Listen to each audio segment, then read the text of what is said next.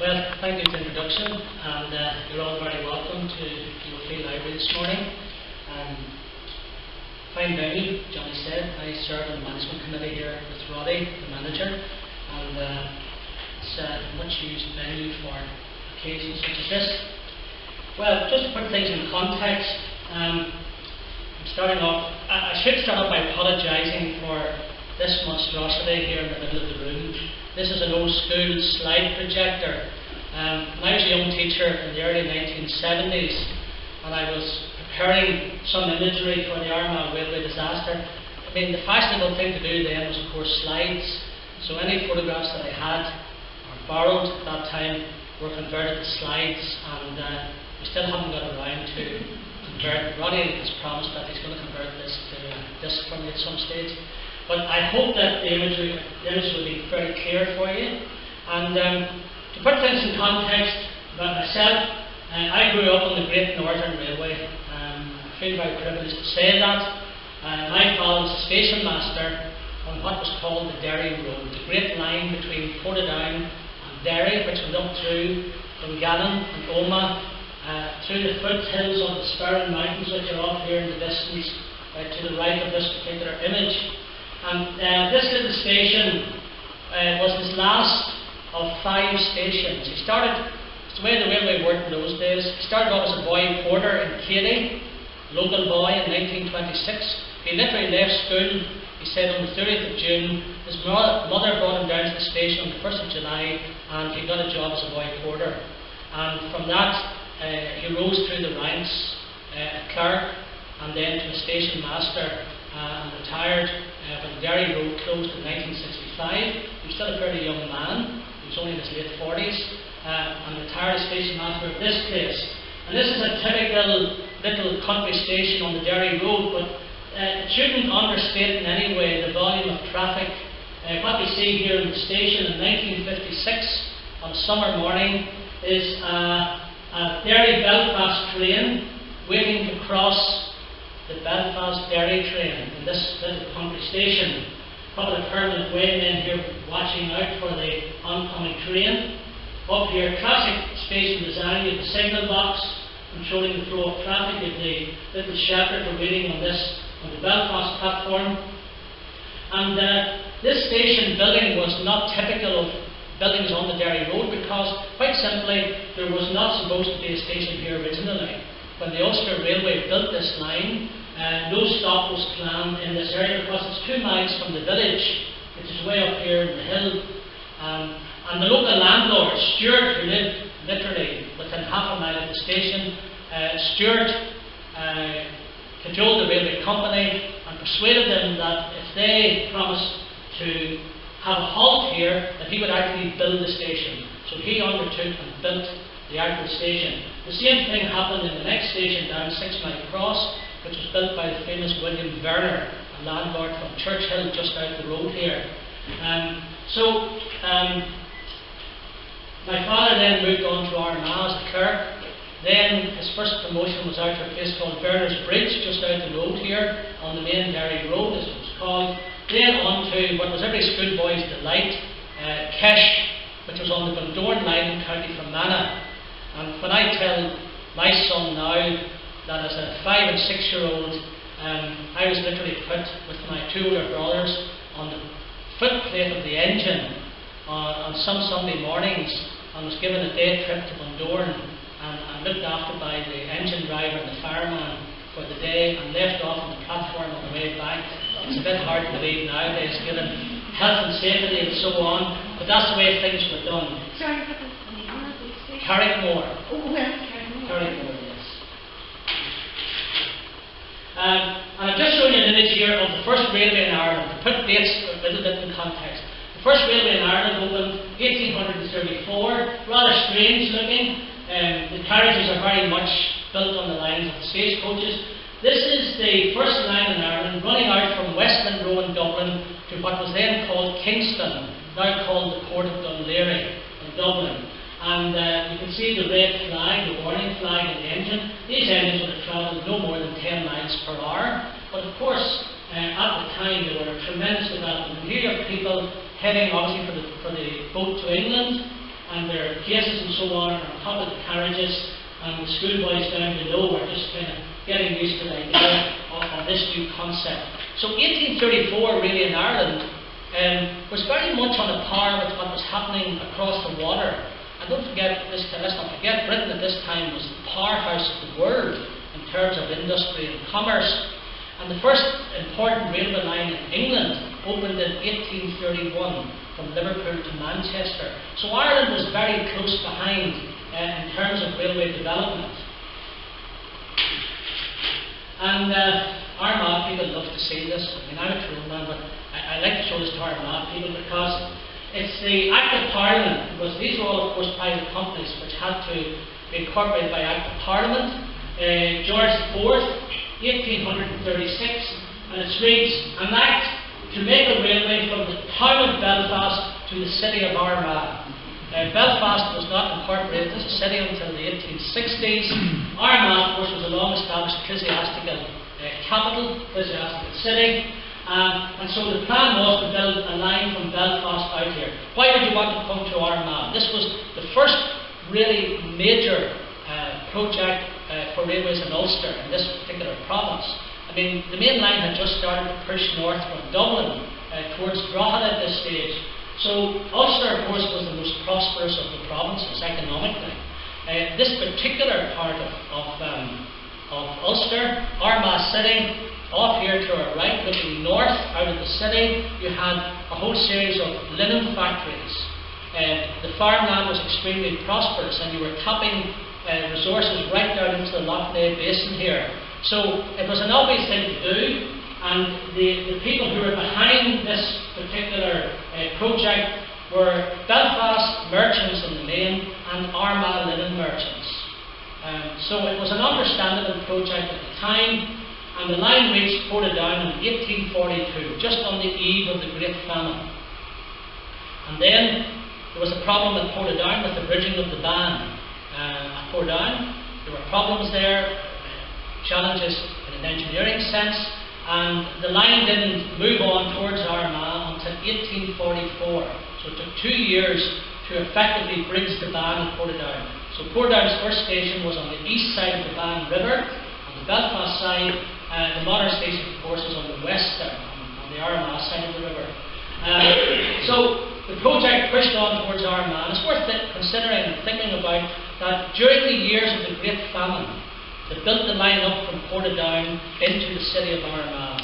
And the line reached Armagh in 1848. And not untypically with towns and cities, the station was built out here on the northern edge of the city. Railways were not particularly welcomed by churchmen, by canal interests, and farmers even were opposed to the advent of railways. There were all kinds of horror stories, a bit like the predictions about Brexit at the moment. Predictions that cattle would abort their calves, that crops would be set on fire by sparks from the engine, that canals and road traffic would die, quite literally. But nevertheless, there was no stopping the tide of railway development, even in the years of the Great Famine. And so in 1848, the railway reached Armagh. Now, it's an interesting position here, because Armagh subsequently, within the next 10 years, 20 years, Armagh became a great railway junction. When my father was a young clerk here in the 30s, he used to say, if somebody missed the main line train to Dublin via Portadown, it didn't matter. You could literally put them in any other train leaving Armagh, because they could go south on the disaster line, as it became known, to Newry, and join the main line at Warrenpoint. You could go out here and go via Monaghan to Dundalk and join the main line again. So there were 4 options out of Armagh station to go, for example, south of Dublin. So it became a very well-known and established railway junction. And very tellingly for Armagh, when the original project came north from Dublin to Belfast, the projection was that Armagh, it would strike north from Newry and come into Armagh and round to Portadown. So Armagh was originally intended to be, in the planning, on the main Belfast to Dublin line. What prevented that? Very simply, the perceived engineering difficulties of coming towards Armagh from Newry, through South Armagh. Because when the line was eventually built as a subsidiary line, really, by an independent company, they had to build two large tunnels. One of those tunnels is the longest in Ireland. Still walk through it up at a place called Summon, and another shorter one of a quarter mile at Gilly, just outside Market Hill. So it was a very difficult engineering project when it was built in the 1860s. And because of that, the main line, when it came as far as Points Pass, it struck down along the River Bann and into Portadown along the flat meadows. Now, they had tremendous difficulty because of the flooding and so on, but they managed to bring the line into Portadown from Dublin by that direction. Alright, and this is a photograph of the original station in Armagh. The company which built the line was the Ulster Railway Company. So just down here to the right, the only bit of this still preserved are the pillars here on the left and right. They're preserved as a relic of industrial archaeology. This beautiful building, this station closed in September 1957, and there was a whole raft of closures in the west, and in the following winter, this beautiful building was flattened. It wasn't untypical of the attitude of the UTA, which had taken over the Great Northern Railway in the early 50s. The UTA were bus orientated, so they flattened the building and converted this to a bus yard, which it still is today for buses. So that was the reason. And why were companies building stations like that? It was meant to impress people. This is the new form of transport. And impress people they certainly did. Because if you look at the annual returns for the Ulster Railway Company, and they moved on out from Armagh to Monaghan and so on, and then they built a line to Dungannon and on to Oldham, which became part of the famous Derry Road. Annual profits right up to the First World War, well, until amalgamation with the Great Northern in the 1870s, and then under the Great Northern with the First World War, there were huge annual profits. Despite a declining economy, strangely enough, after the Great Famine, despite the fact that the Irish economy was very much in decline, not so much here in the North East, not so much in Ulster, but certainly in the rest of Ireland, but the profits of the Ulster Railway Company held up remarkably right up to the First World War. So this beautiful building then is now gone, flattened in 1957-58 winter. Alright, so you get some idea here of Armagh as a railway junction. Here is Armagh with the main line going towards Portadown, into Belfast and down to Dublin. Here you have what became known as the disaster line running down over the main line of Warrenpoint into Newry and on to Warrenpoint. This is the Newry and Armagh Railway, so-called, built in the 1860s. Here is the western line running away to Clonus and on to Monaghan and so on. And here is the line running due south, the last railway line built in Ireland, which runs just along the bottom of the school grounds here beside us. This was the line which ran up to Kerry via Milford, a great linen village, Ballyard into Kerry, and south to Castleblayney and round to Dundalk. So Armagh became a great junction. By the way, that particular line opened in 1909, closed in 1923, divided by the border just south of Kerry, and the line just had no prospect of survival. Alright, so we come on to the railway disaster. The railway disaster occurred in 1889. It was a Methodist Sunday school excursion, an annual excursion, which was planned by the Abbey Street Methodist Church. But it was a great community excursion. It was thrown open to all the townsfolk of Armagh. And if we project ourselves back to those particular days, this was a great factory town, a great commercial town. And you had a great surrounding agricultural area. You had a weekly market in Armagh, one of the biggest in the locality. And so, for a lot of factory workers and people who worked in shops and so on, this really was the annual holiday. This day excursion was very much the annual holiday.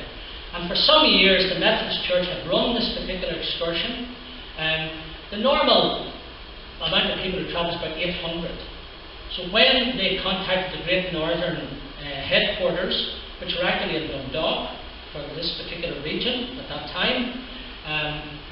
We're talking about 1889. The ticket had in previous years cost 10 pence, 10 old pence. This year, the Great Northern Board wrote back to the organisers saying we have to increase the fare to 1 shilling. And the documentation is available to read, which from the Sunday school organisers who write back to the Great Northern Board and say, if you increase this, a lot of people will not be able to afford to travel. And I think that lets us know the kind of people who travel on the excursion. If you look at the injured list, you have shop workers, dressmakers, servant girls, workers in what was called then unkindly the lunatic asylum down here, and so on and so forth. So it was really very much what was then a working class excursion. People would arrange to go with their family. It was always held on Wednesday, which was the closure day in Armagh. So the shops literally closed, and people went on this annual excursion. People would bring their picnic baskets and so on, and bring their families and so on. Some children were sent on their own. It appears that the way in which the excursion was organised was the ticket was 10 pence, but adults paid double that, and children travelled free. So 800 places were booked by the Sunday school. Roughly half of that were children. Probably children under the age of, say, 10, because there were children of 13, 14 who were actually working. One of the young boys who survived the actual disaster was a young fella, age 14, who was described as a tailor. So he survived, and strangely, it's an amazing story. He emigrated to America in the late 1890s. He came home in 1911 to visit his sick mother, and was booked to travel back on the Titanic. His mother got ill, and he decided to stay, and he gave the ticket to someone else, and someone else travelled in his place. And he then decided to settle in Armagh. He married when the First World War broke out. He joined the Royal Irish Rifles, and he fought at the Battle of the Somme and survived, and came back to his business in Armagh after the First World War. So you talk about three major events in his life: the railway disaster, which he survived with slight injury, the Titanic, in which he didn't sail, and the Battle of the Somme, which he came through pretty much unscathed apparently. So the idea of the community excursion, what we're looking at here is a very early photograph of Armagh railway station, taken in the 1870s, and it's generally dated by saying that the spires of the adjacent cathedral here are missing.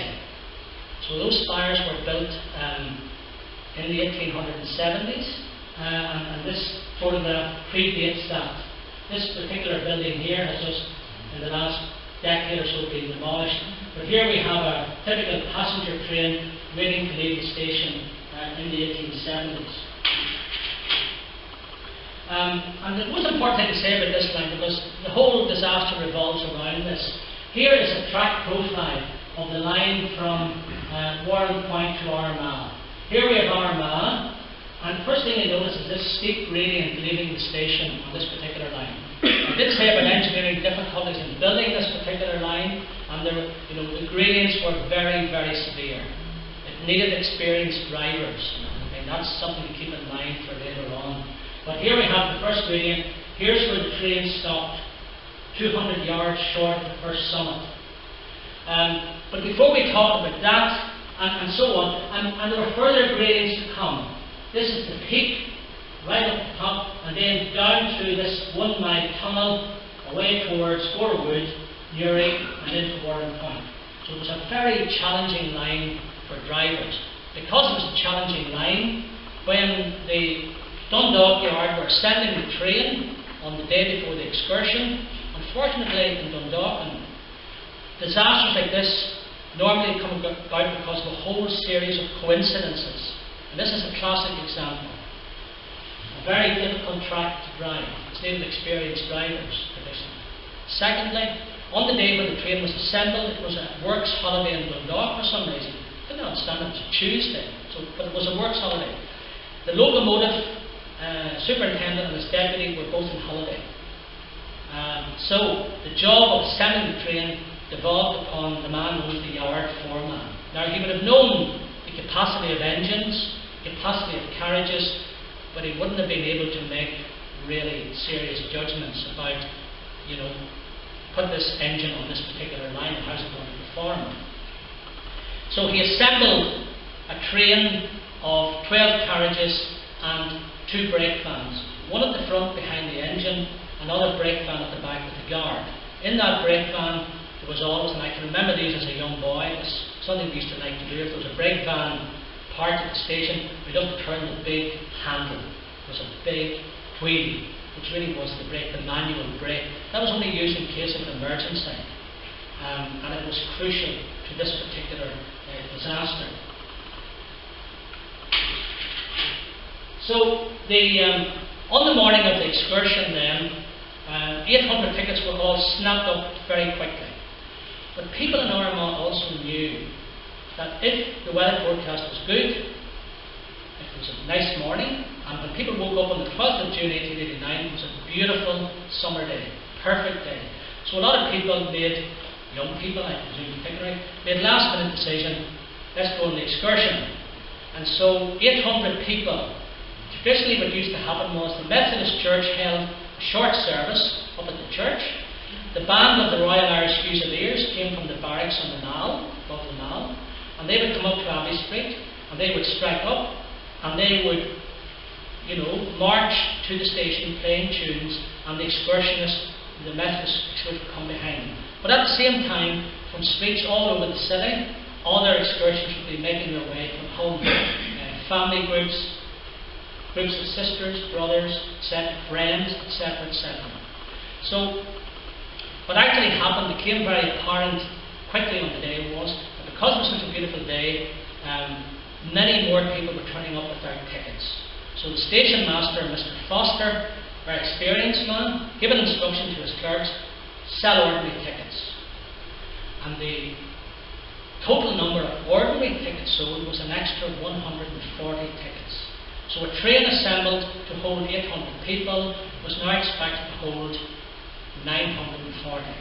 Now when the train left Dundalk, the engine driver was given instruction that he was not to come by the shortcut on the main line into Armagh from Newry, but he was to go round by Portadown to pick up an extra carriage. 12 plus 1, 13 carriages. And he followed instructions because he thought that's okay, shouldn't be still an excessive load. When he arrived in Armagh, the platforms were already beginning to fill up. 1.5 hours before the excursion left, were beginning to fill up. By the time the excursion was timed to leave at 10 o'clock, there was such a crush in the main building down here that many people were going onto the platform without tickets and went into the carriages. And the Sunday school superintendents realised very quickly what was happening, and they gave the platform porters an instruction to fill up the carriages one at a time and then lock the doors. Now the trackside doors were already locked. He said also once the carriage fills to capacity, and capacity on that particular day meant that there wasn't even standing room in some of the carriages apparently. So there were people packed in and delighted to get a place. Some of them without tickets, who took advantage of the situation to crush at the station and boarded the train illegally. And so the porters went along and systematically locked doors.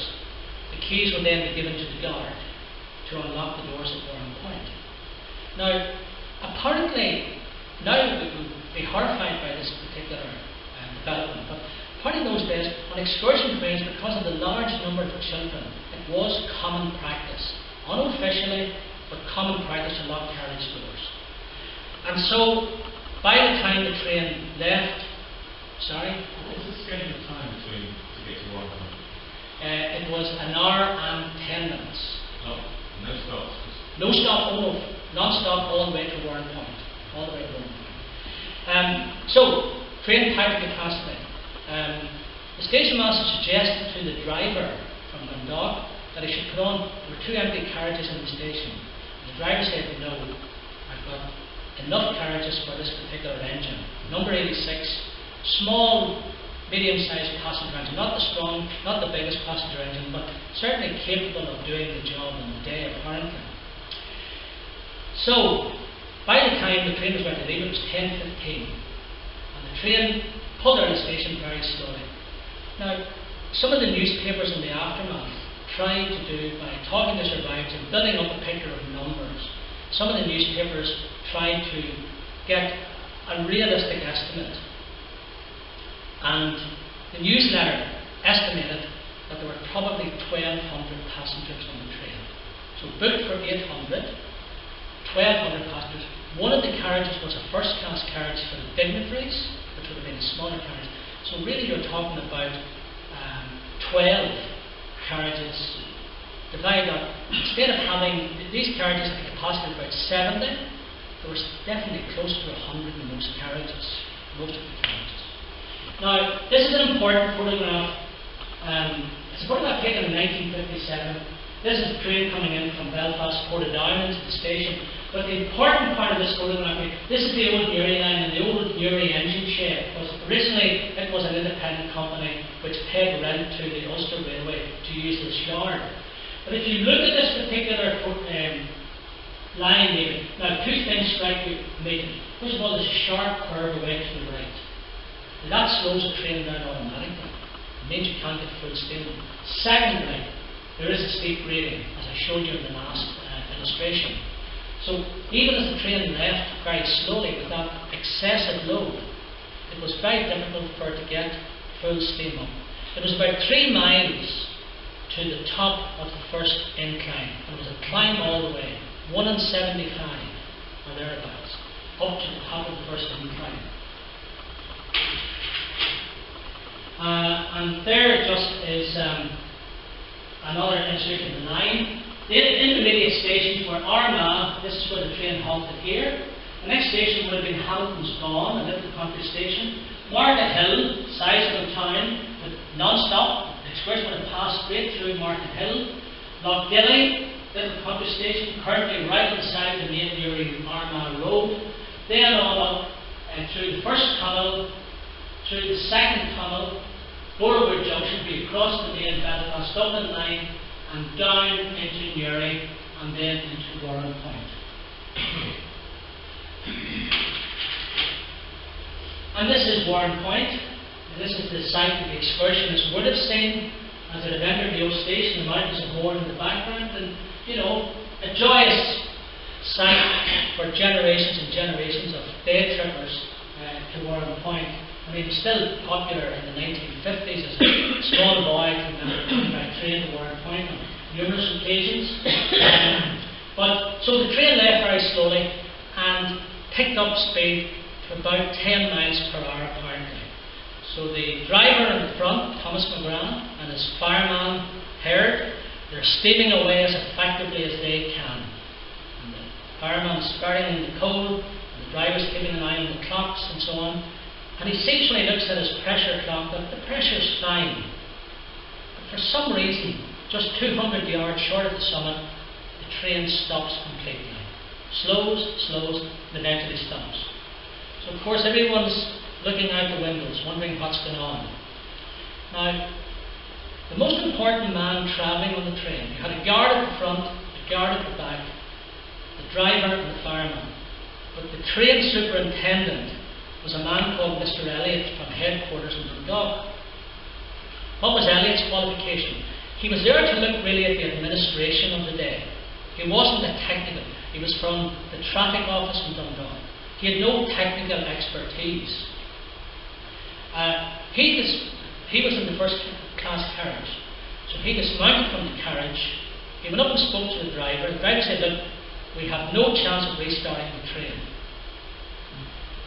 Elliott should have known the rule book. It was a black rule book which my father had, which I still have, reprinted in 1949, which didn't change very much over the years. And every single railway servant had that rule book, including track walkers, even the men who looked after the track.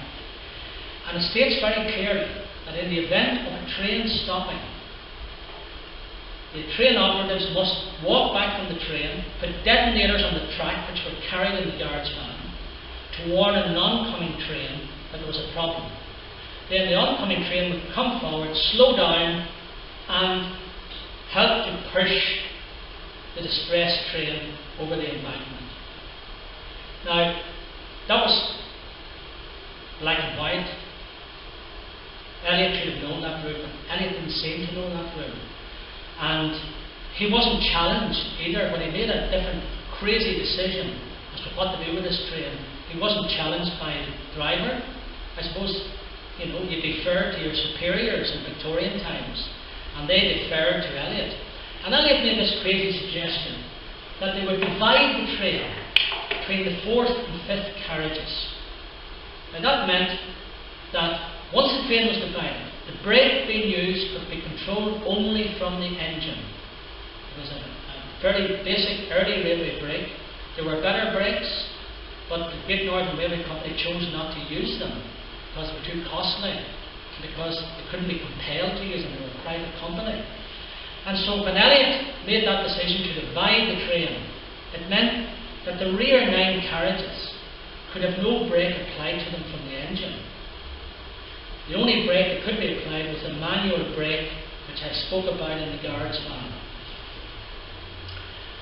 So Elliot walked along the track to the back of the train. Some of the passengers said, asked, "What's happening?"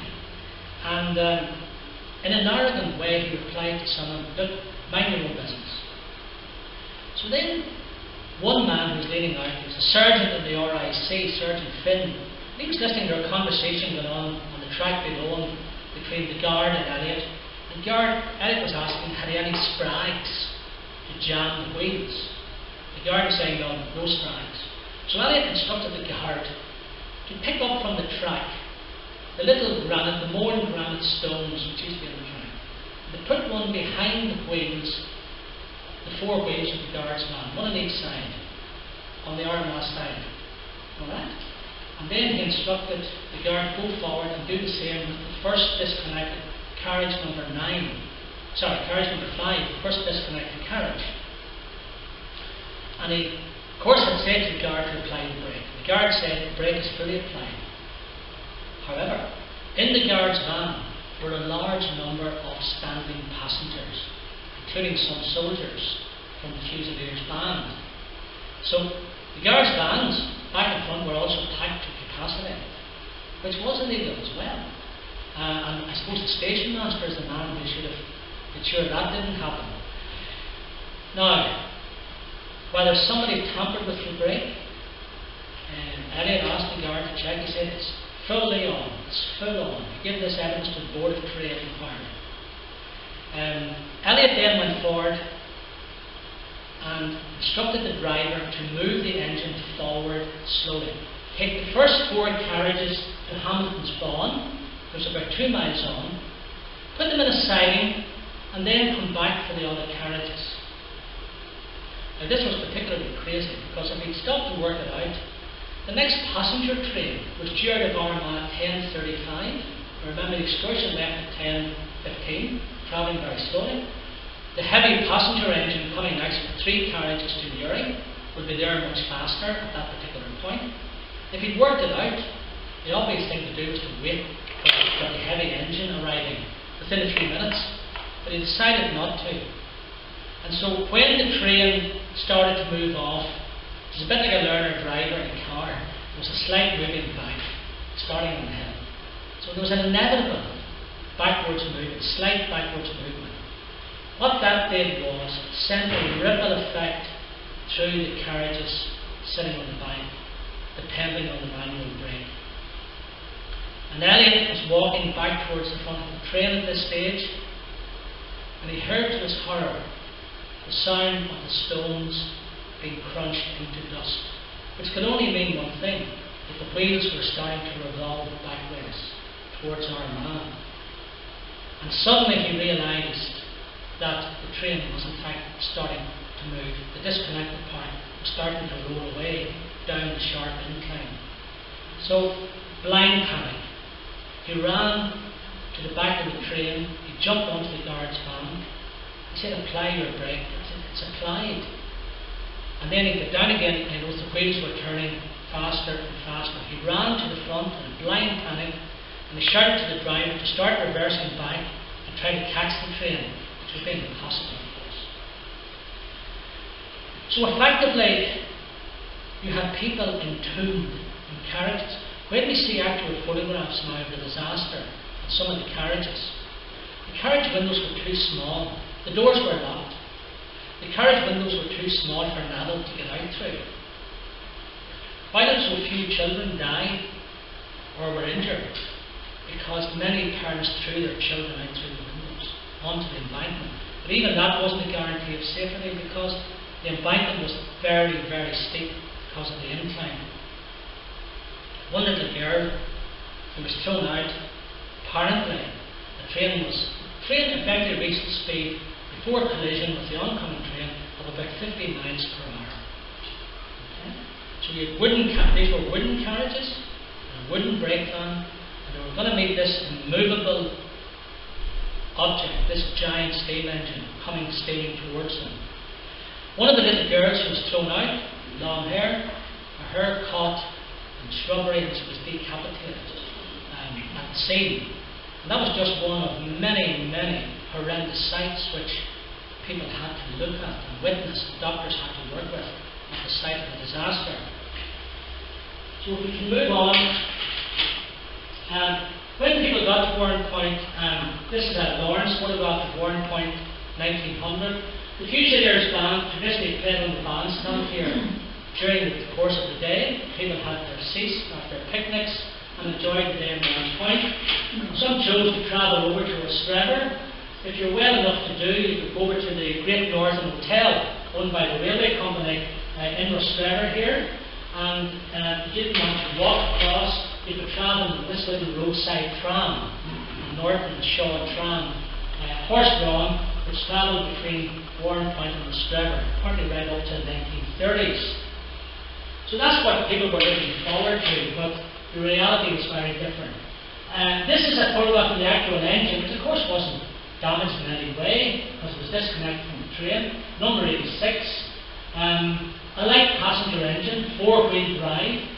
This is probably what should have been sent. A big 6-wheel drive engine for that particular line.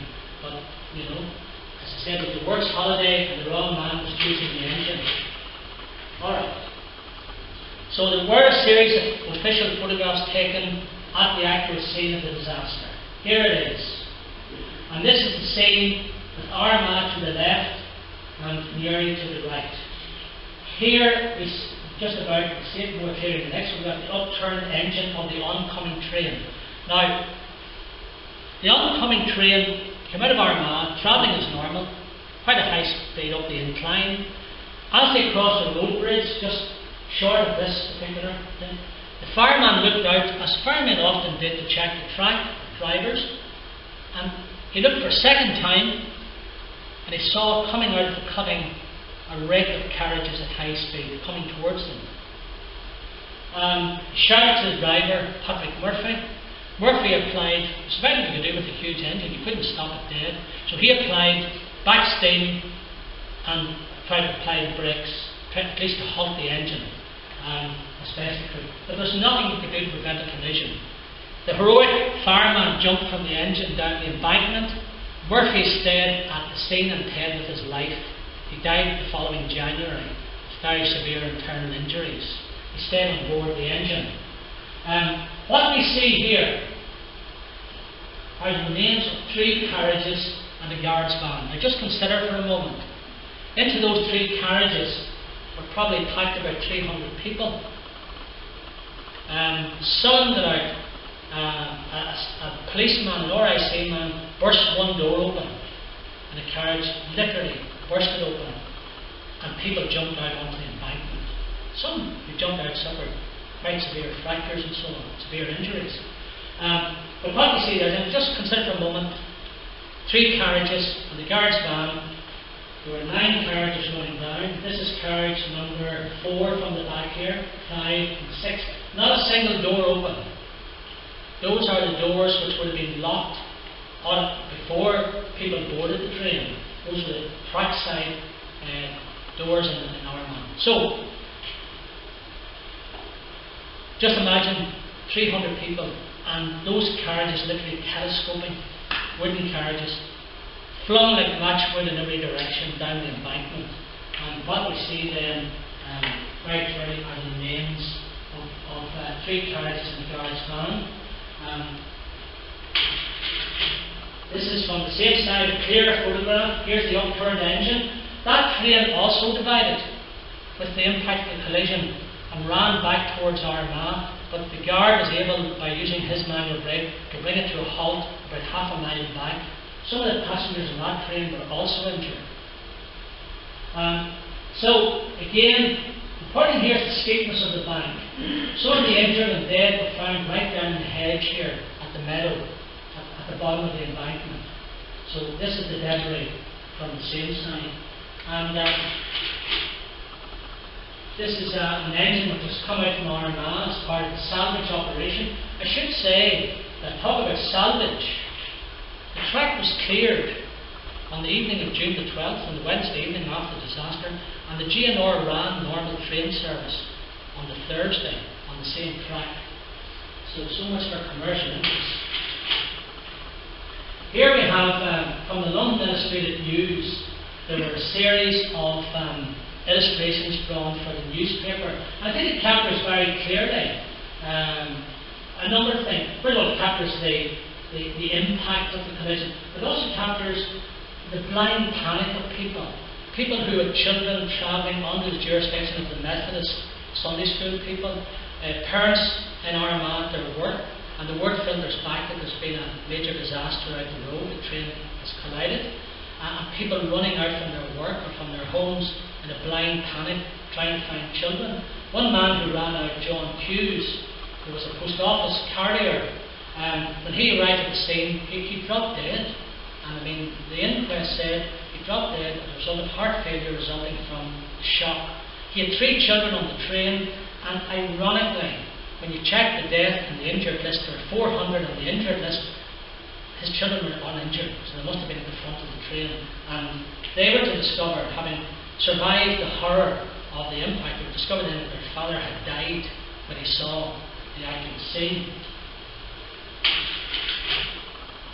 Here we have railway officials inspecting the engine. About 90 tonnes overturned like that on the side of the track, and the funnel of the train buried deep into the embankment. One little girl's body was taken off this wheel, which was hurled backwards, and she had been scalded as well as been very severely injured and died. And her body was taken off this revolving wheel apparently just after the impact. Now, travelling on the train was one of the supervisors, a man called Surgeon Major Lynn. He was a senior Methodist church figure. He was the superintendent of the Sunday school.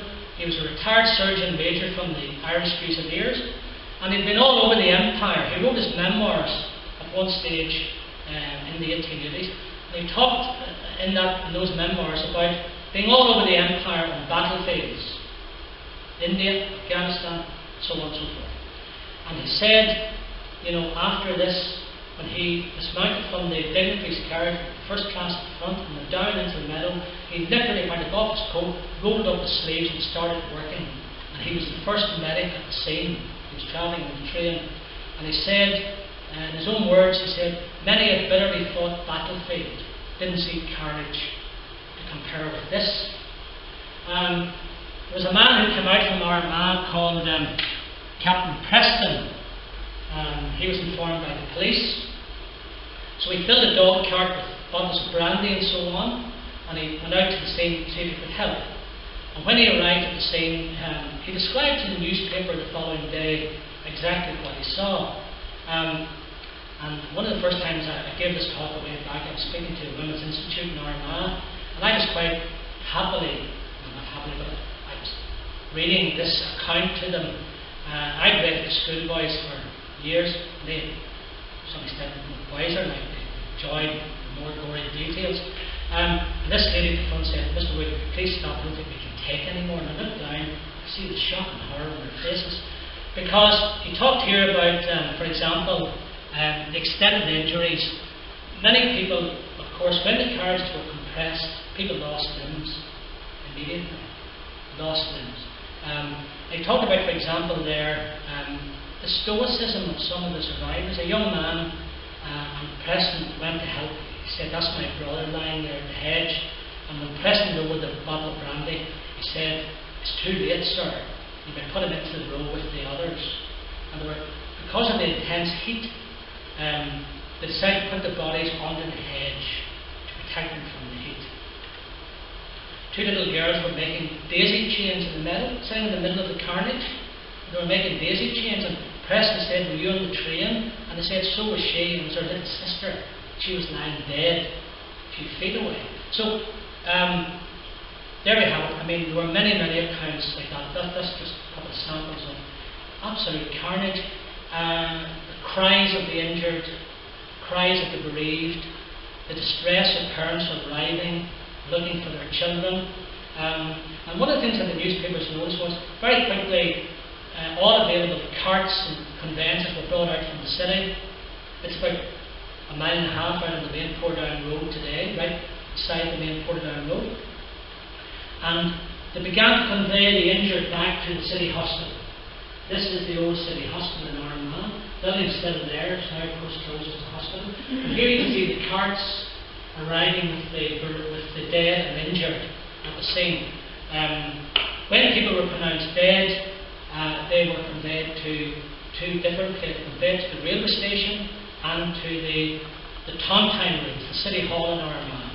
And one of the things that was commented on by the newspapers, Victorian newspapers are strange, you know. Victorians, you get the impression, very reserved. When Victorian newspapers swooped in on something like this, they didn't spare any of the details for their readers. So, for example, in the newsletter there, you have an account of a reporter was round three different places where the casualties were injured and deceased.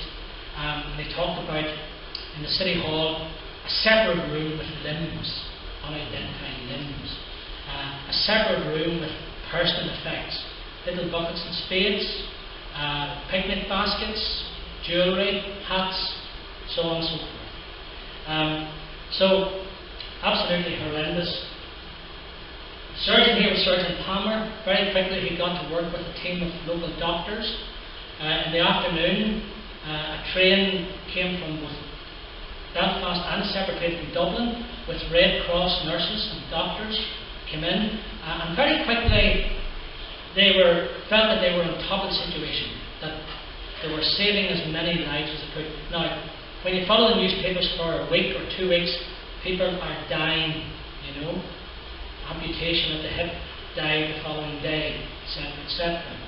And quite a significant number of people actually died at home, and that was internal injuries. Probably wasn't appreciated at the time. The hospital was dealing with people who had lost limbs, so personally presented with no obvious external injuries, sent home, and a number of people died at home. Even as late as September, 2 people died in their own homes from serious internal injuries. So that's the City Hospital, which did sterling work on the day. And then most of the graves of the casualties, people of course came from the outlying areas as well. So some of the victims are buried in outlying churchyards. But the vast majority of victims are buried up at St Mark's, just off the Mall East. It was a long drive up to St Mark's Church, and in the graveyard behind St Mark's, most of the casualties are buried. And many of the headstones are instantly recognisable. And the Fusilier soldiers came across the road from the barracks, and here you have an unillustrated news illustration of soldiers digging graves as funerals go on in the background. And this is very accurate because when you go to this part of the graveyard, there are actually a whole row of graves. So it's very, very accurate. Obviously, the illustrator stood up on the road and drew what they actually saw going on. The funerals began on the following day, the 13th, and on what was a beautiful day on the 12th, the heavens opened on the 13th. So on the 13th, 2 things started. First of all, the inquest started, and very quickly the inquest, the local jury found the 4 train operatives, minus the fireman, and the 2 yard men in Dundalk, guilty of manslaughter.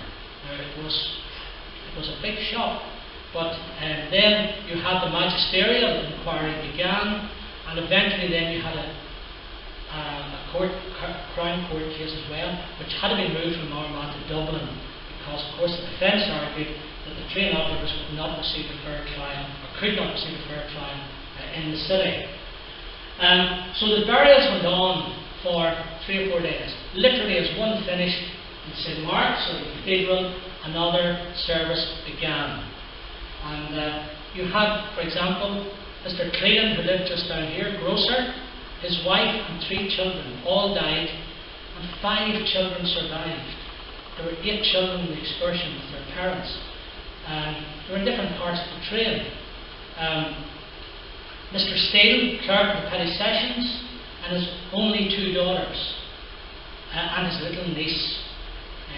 And I'll speak about her, Hetty Wolfe, his niece from Dublin, who was holidaying with her uncle in Armagh, and went on the excursion and died.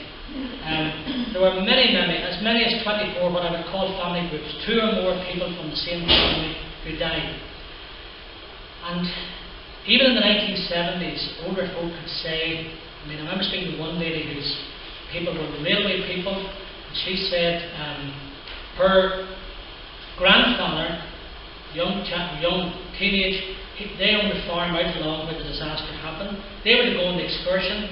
The father went out the night before, looked at the sky and said, tomorrow's going to be a beautiful day, you're not going, you're going to help with the hay. And so her grandfather, his brother, 2 sisters were taken to the meadow to work at the hay, and they saw the train going past. And the grandfather said, it's travelling very slowly. And of course they were there cussing their luck. We should go away on the excursion, here we are making hay. But very quickly they heard the impact just up the line and realised what would happen and went up to the scene. So, and of course, for generations and generations in Armagh, Mrs. Shannon said, the lady who spoke to me, she said, generations, even when I was young, you could see the survivors in Armagh, the limbless people, somebody missing a leg, man who ran a great business here at Timber Yard, was a JP for years. Thomas Edwards lost a little brother and sister. Tom Edwards lost a leg, lived on to his 70s, into his 70s. But the limbless people, the victims who went around Armagh and who really had relatively little compensation. I'll speak very briefly about compensation in a moment.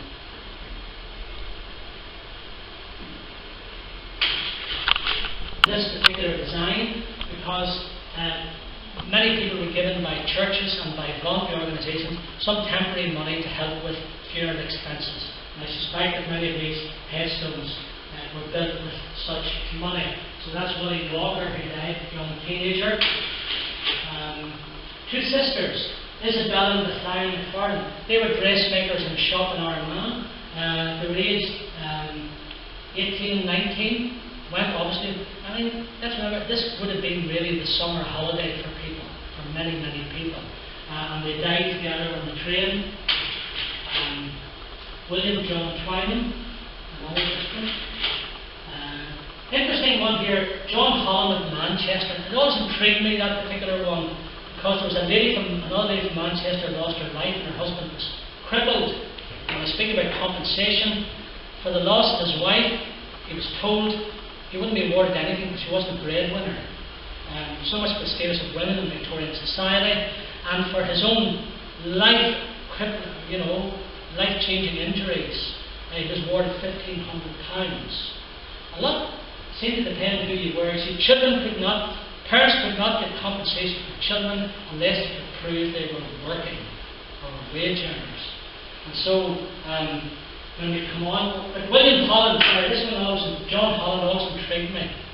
And when we did a book in 1989 to commemorate the railway disaster, the centenary, it's 130 years this year, by the way, but there was a letter came from Manchester, or from England, from a retired squadron leader in the RAF, and he said, "Very interesting book. I got a copy because my great uncle died, John Holland." So we found out, what was he doing in Armagh? His father was the manager of the co-op.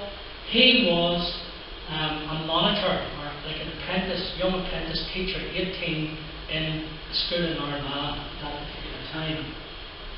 And apparently, his parents were on the train as well, and his brother, and he excused himself to go to a different carriage with his friends. And he died, and the rest of the family survived.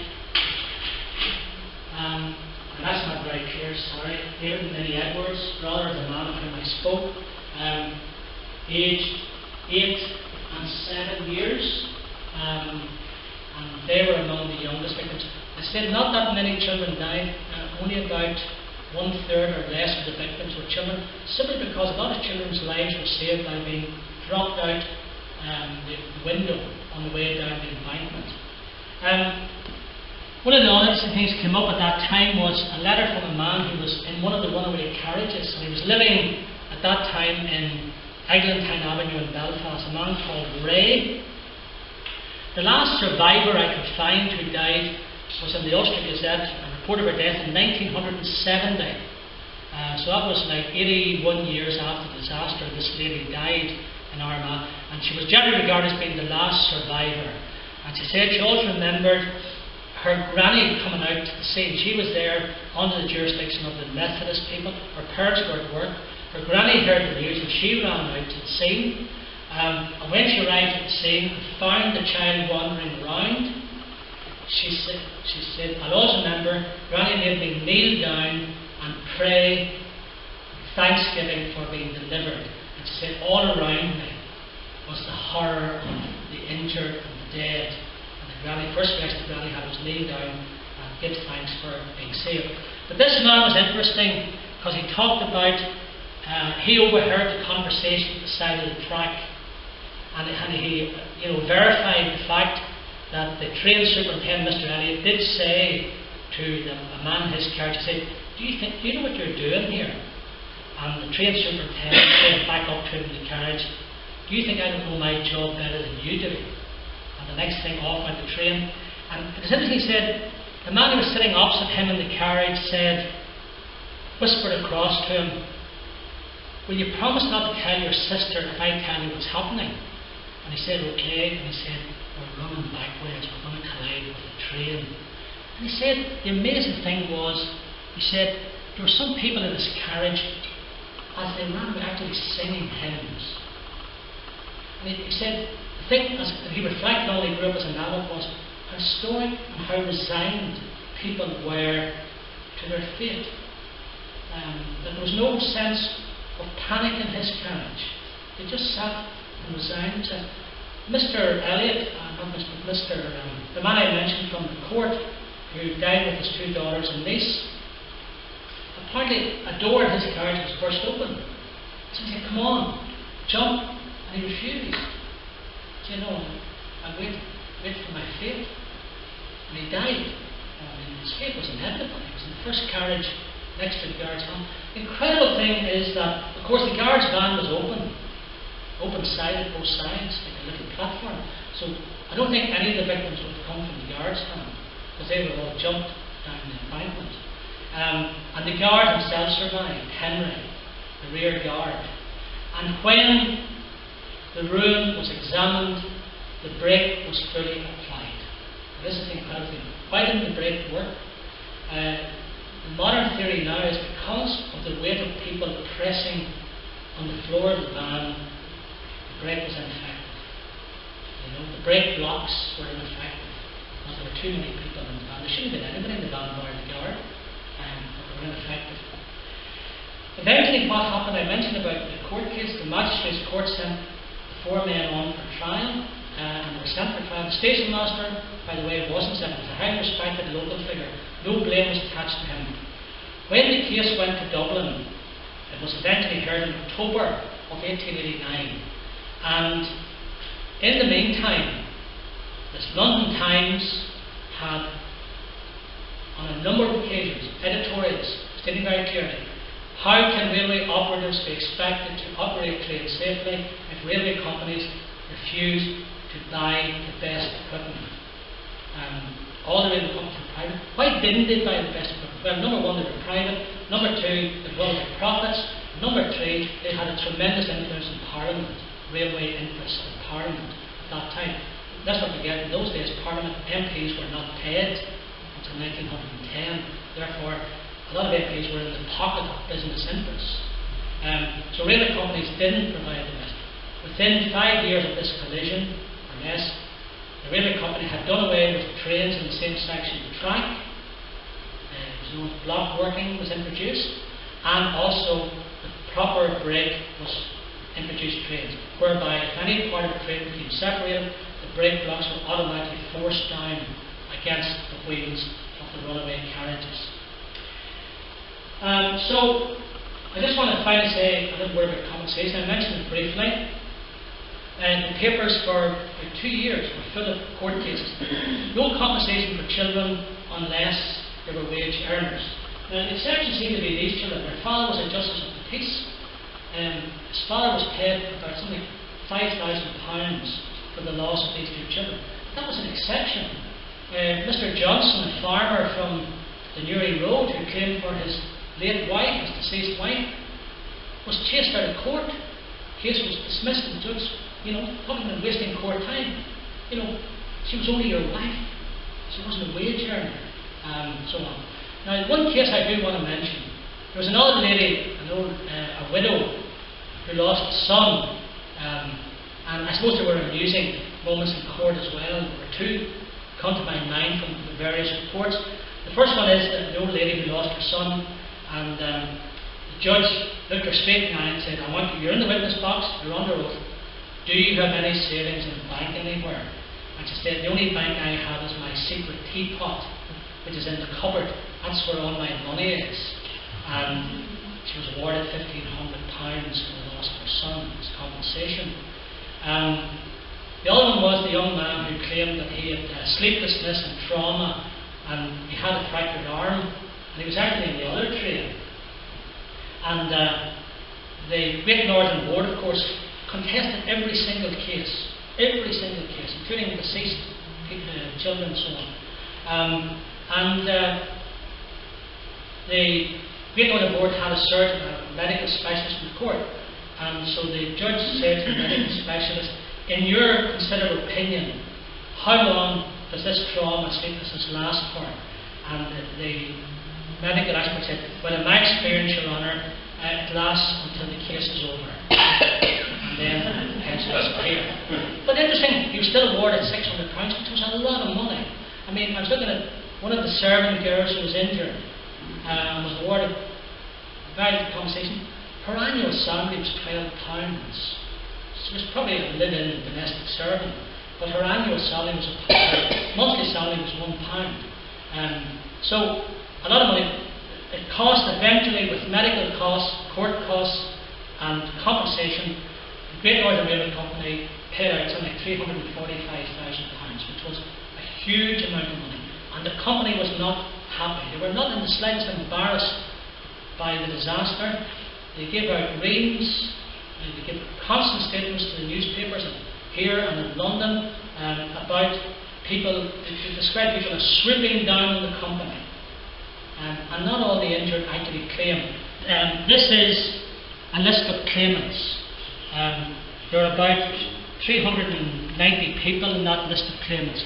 Very interesting because it's got names and addresses of people, so it's easy to establish, family groups and so on.